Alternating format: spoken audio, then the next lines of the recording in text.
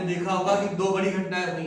अवैध खनन रोकने गई टीम पर वन विभाग के रेंजर पर भी हमला हुआ और तहसीलदार की गाड़ी को भी अवैध खननकर्ताओं ने उस पर हमला किया, जिससे प्रतीत होता है कि 2017 से पहले नहीं, माफिया 2017 के बाद से सोनभद्र में खनन में हावी हुए।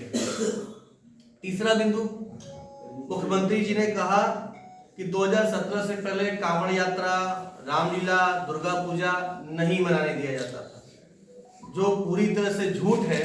यह प्रतीत होता है कि धुएं का असर कम नहीं हुआ है। तो ठंड ज्यादा थी लेकिन धुएं का असर था, मुझे ऐसा प्रतीत हो रहा था, क्योंकि 2017 से पहले सभी त्योहार बड़े सौहार्दपूर्वक मनाए जाते थे। हाँ, भाजपा सरकार में कांवड़ यात्रा पे प्रतिवर्ष प्रतिबंध लगा है, डीजे पर प्रतिवर्ष प्रतिबंध लगा है, रामलीला, दुर्गा पूजा तक की परमिशन भारतीय जनता पार्टी की सरकार में नहीं दी गई। इसलिए हम ये कह सकते हैं कि यह बात भी इनकी पूरी तरह झूठी है। फिर एक बात इन्होंने कही कि 2017 से पहले नौकरी से पहले वसूली होती थी।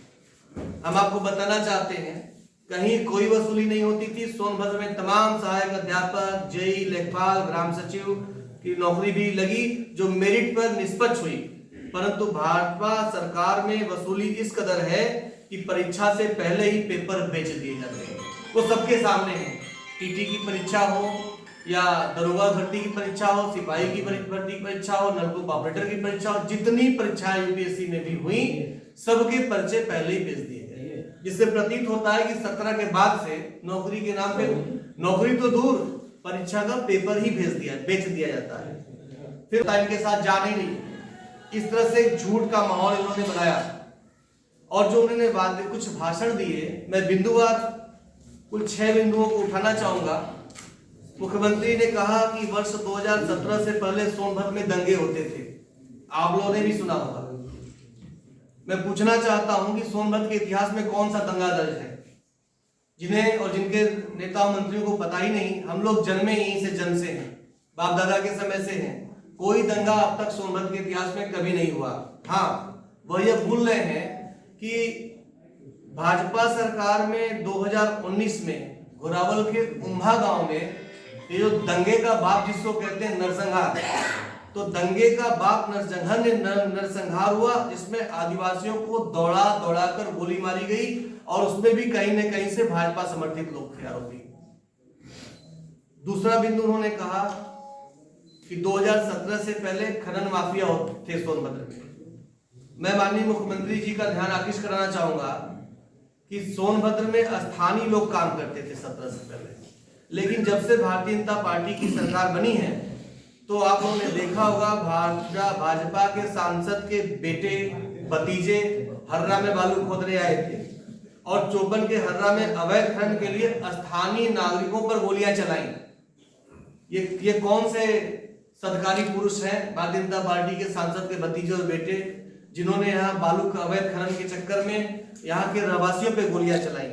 आज भी यहाँ का एक बालू खनन पूर्वांचल के बहुत बड़े माफिया को दे दिया गया। आप लोगों को पता होगा, पिछले एक हफ्ते से बहुत बड़े माफिया पूर्वांचल के आगे डेरा जमाए हैं उनके गुर्गे।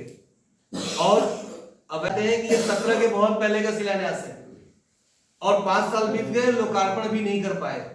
ये ठीक उसी तरह है जैसे प्रधानमंत्री जी ने कहा था कि हवाई चप्पल वाला भी हवाई जहाज से चलेगा। नतीजा क्या हुआ कि हवाई चप्पल वाला हवाई चप्पल पहनने लायक नहीं बचा। महंगाई ने उसकी इतनी कमर तोड़ दी, बेरोजगारी ने। और एक जो सबसे निंदनीय काम किया है वो राजकीय महाविद्यालय का लोकार्पण। राजकीय मॉडल डिग्री कॉलेज पौनी कला 2015 में मैंने शिलान्यास किया था। 2016 में बनकर तैयार हो गया, सेशन शुरू हो गया, 8 टीचर नियुक्त कर दिए गए और तब से 16 से लेके अब तक लगातार संचालित है। और आज वर्तमान समय में 700 बच्चे वहां पढ़ रहे हैं। वहां के लोग गवाह है, पूरा जनपद गवाह है। बड़े हुए बच्चे, जितने बैच अब तक पास आउट हो चुके, हजारों बच्चे पास आउट हो चुके, उस विद्यालय का लोकार्पण किया जा रहा है, जिसमें इन्होंने ईंट भी नहीं रखी। और मैं तो कहूंगा कि बल्कि ये आवे और जनपद सोनभद्र का सृजन कर दे, नामकरण कर दे कि आज से सोनभद्र का नाम सोनभद्र हुआ। आज की तारीख में यहाँ जिलाधिकारी कार्यालय खोला गया, आज की तारीख में पुलिस अधीक्षक कार्यालय खोल दिया गया, आज की तारीख में यहाँ रिहन डैम बना दिया गया। ये पूरी तरह प्रतीत होता है कि चिलम का असर पूरे प्रदेश में है। और कहीं से आंख मूंद करके न जाने सत्ता के किस नशे में इस तरह के भाषण किए जा रहे हैं, और वो चापलूस अधिकारी जो तथ्यों को छुपा रहे हैं और अपना नंबर बढ़ाने के चक्कर में उद्घाटन का उद्घाटन, शिलान्यास का शिलान्यास कर रहे हैं। तो हम इस बात की निंदा करते हैं कि जो विद्यालय हम लोगों ने 2016 से चालू करा